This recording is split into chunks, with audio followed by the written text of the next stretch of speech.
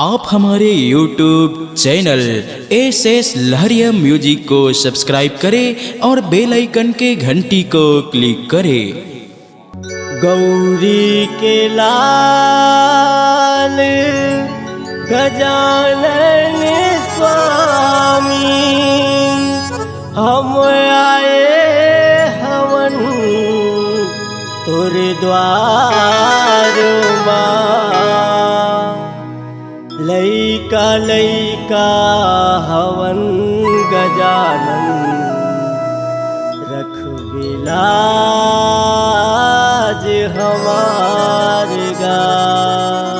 बोल गजानन स्वामी की जय।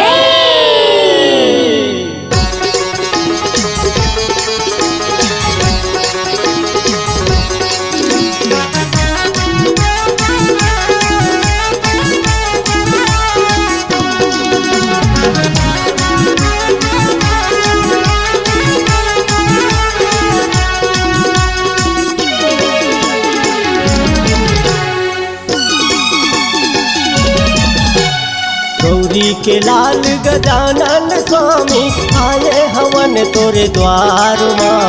गौरी के लाल गजानन स्वामी आए हवन तोरे द्वार माँ।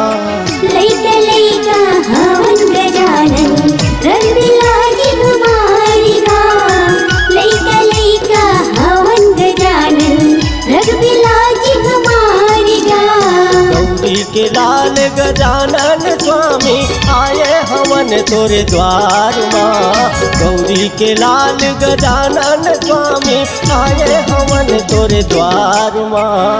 लैका लैका हवन गजानन रंग बिलाजी हमारी गाँव। लैका लैका हवन गजानन रंग बिलाजी हमारी गाँव।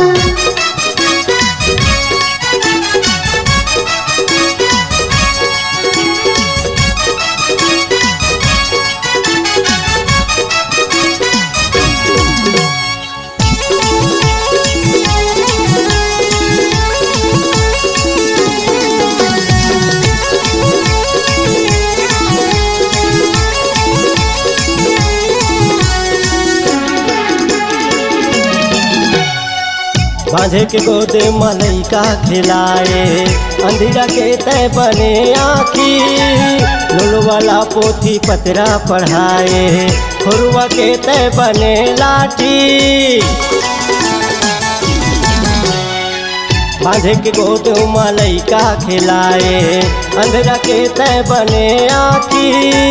लुल वाला पोथी पतरा पढ़ाए खुरवा के तय बने लाठी।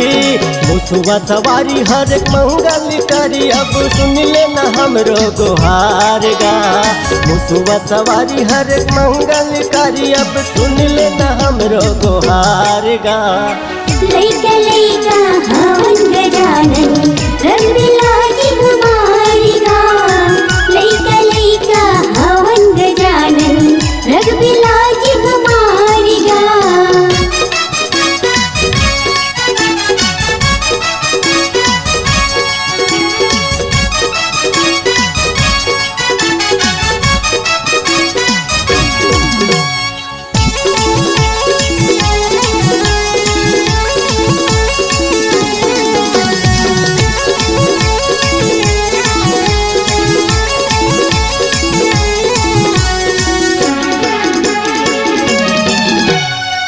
भादो के महीना में घर घर आत थे हे गणपति देवा।